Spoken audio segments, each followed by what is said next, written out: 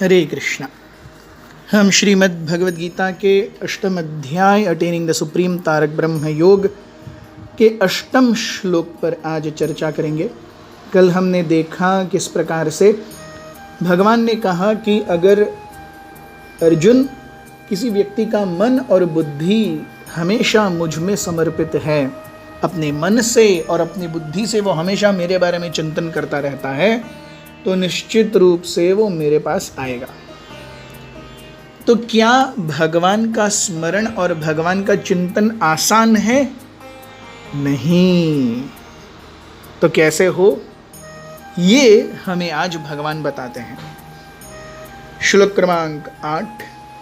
अभ्यास योग युक्तेन चेतसा नान्यगामिना परमं पुरुषं दिव्यं याति पार्थानुचिन्तयन्। One who meditates on me as the Supreme Personality of Godhead, his mind constantly engaged in remembering me, undeviated from the path, he, O Partha, is sure to reach me.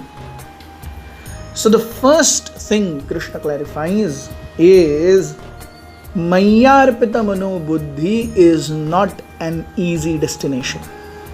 It will require a lot of abhyas. अभ्यास अर्थात पुनरावृत्ति, फिर से वही करना। सो हमारा मन और हमारी चेतना ऐसी है कि नहीं? हम कुछ करना चाहते हैं लेकिन वो होता नहीं है। हम भगवान का स्मरण करना चाहते हैं लेकिन होता नहीं है। यस, हम भगवान का नाम स्मरण करते हुए भी हमारा मन वर्ल्ड टूर पर ही रहता है। So first thing to understand is Mayyarpita Mano Buddhi is not an easy task. So again, coming back to the point that one should never think कि oh, I will enjoy life and at the end of this life I will remember Krishna. It will never happen. So अभ्यास योग युक्तेन, प्रथम शब्द है अभ्यास, दूसरा शब्द है योग युक्त। There has to be endeavor for the mind to be yoga yukta. मन एव मनुष्याणाम कारण बंधन मोक्षये. Yes, it is only our mind which is the cause of our deliverance and our continual attachment to this material world. So when there is abhyas of keeping the mana and buddhi yoga yukta. Yoga yukta means in service of Krishna. And we do not let our consciousness, chitta, go astray. Chetasa na anyagamina.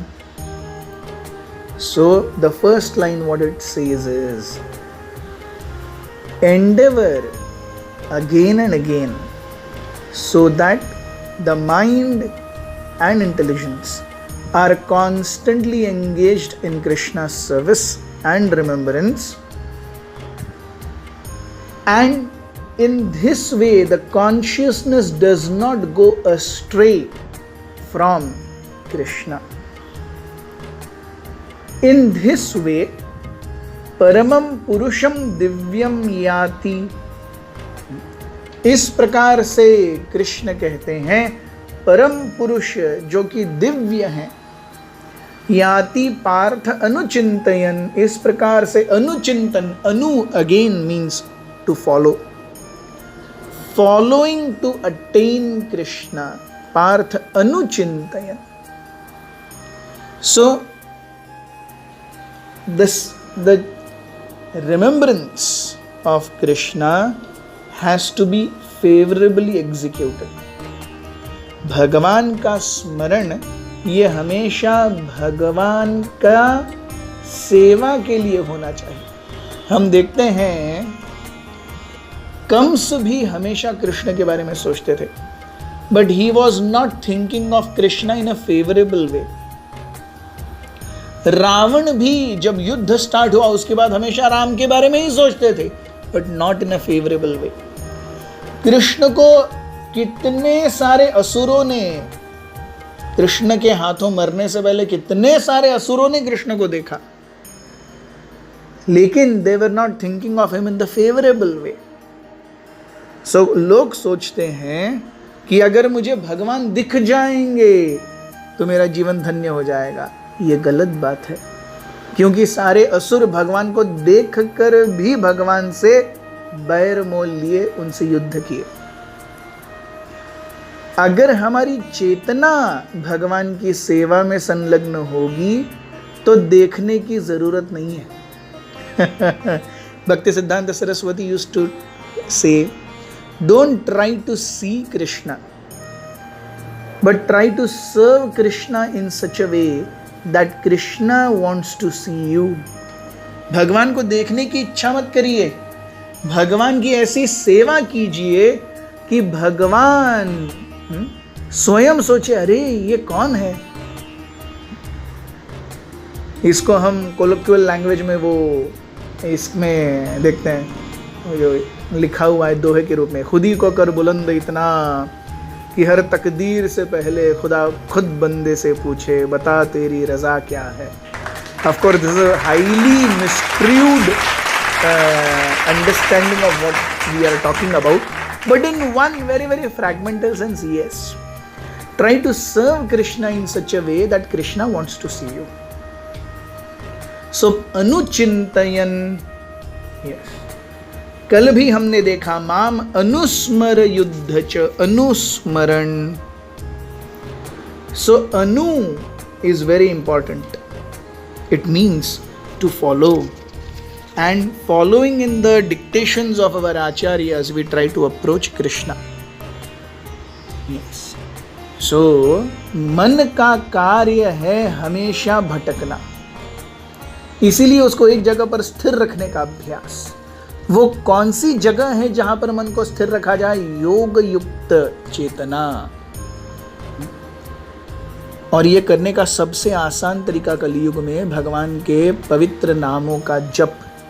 हरे कृष्ण कृष्ण कृष्ण हरे हरे, हरे राम राम राम हरे हरे। भगवान के पवित्र नामों का जप और भगवान से हृदय पूर्वक प्रार्थना कि हे भगवान, मैं इस भौतिक जगत में किसी न किसी तरह से आ गया हूँ, कृपया मुझे अपने चरण कमलों में धूलि का एक कण बना लीजिए, जिससे मैं आपके चरण कमलों को छोड़ करके और कहीं न जाऊं। यही मनुष्य जीवन का सार्थक उद्देश्य है। हम देखते हैं कि इस अध्याय में श्लोक क्रमांक 5, 6, 7 और 8 ये एक सब सेक्शन बनता है, ये कड़ी बनती है। भगवान कहते हैं कि जो कोई भी, 5वें अध्याय में हमने देखा भगवान कहते हैं जो कोई भी मेरे बारे में स्मरण करते हुए अपना देह त्याग करेगा मेरे पास आएगा। श्लोक क्रमांक 6 में कहते हैं कि जो भी जिस भी बारे में सोचेगा और त्याग करेगा वो उसी भाव को प्राप्त करेगा। तो किसी भी तरीके से अगर शरीर छोड़ा तो मेरे पास आएगा? नहीं, ऐसा नहीं।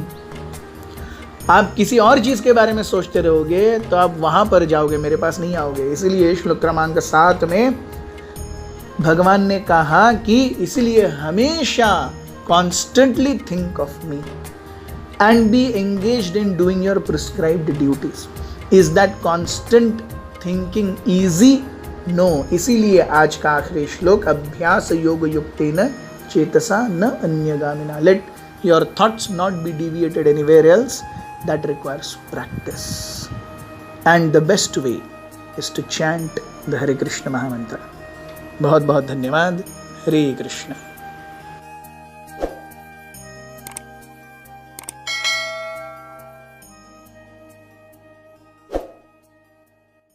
Hare Krishna, Krishna Krishna, Hare Hare, Hare Ram.